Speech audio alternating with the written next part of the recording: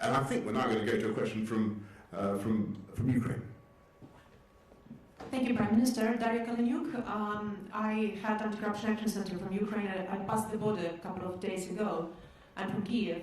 Most of my family, most of my team members are still in Ukraine, in Kiev, in Lviv. A woman from my team is now in Bila Tserkva, and she is there with 2 kids, and Russian military is over there, and she's so much afraid that she will be shot. Kharkiv, the city where I was studying, was bombarded today, fully, the downtown square.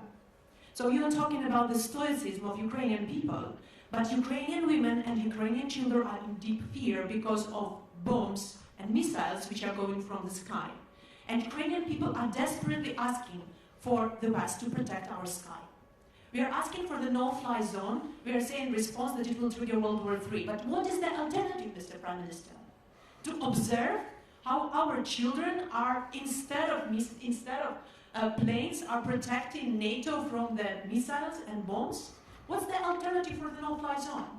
We have planes here, we have air defense system in Poland, in Romania. NATO has this air defense. At least this air defense could shield the Western Ukraine, so that these children with women could come to the border. It's impossible now to cross the border. There are 30 kilometers of lines. Imagine crossing the border with a baby or with 2 children.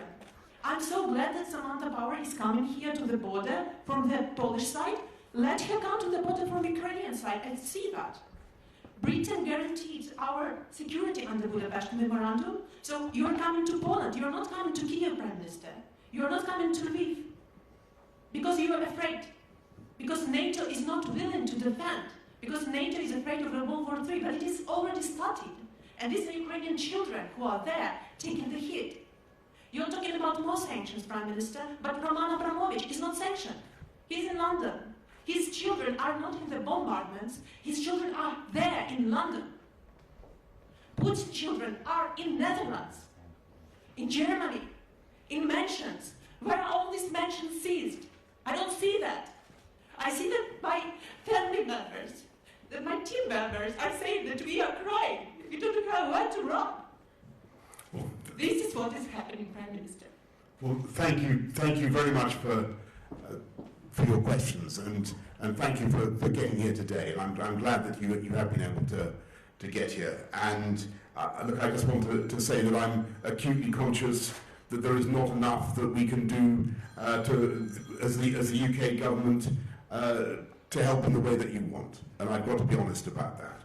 And when you talk about the no-fly zone, as I said to Volodymyr Zelensky, I think a couple of times, unfortunately the implication of that is that the UK and will be engaged in shooting down Russian planes, will be engaged in direct combat with Russia. That's not something that we can do or that we've envisaged. And I think the consequences of that would be truly very, very difficult to control. What we can do is all the things that we are doing already, and providing as much help and support to the Ukrainians as we can. And as I said to you earlier on, the UK was the first European country to offer military assistance. Also doing everything we can to tighten the economic noose around the Putin regime, and we were amongst the very first to put that package together. And I have to tell you, I think that it will work. I think that Vladimir Putin's venture is doomed to fail, and I think that it will be extremely difficult for him to continue on the path that he is on. But in the meantime, as you rightly say, there is going to be a period of suffering for the people of Ukraine, for which Putin and Putin alone is responsible. He's taken a decision that I think many people around the world find absolutely inexplicable as well as inexcusable.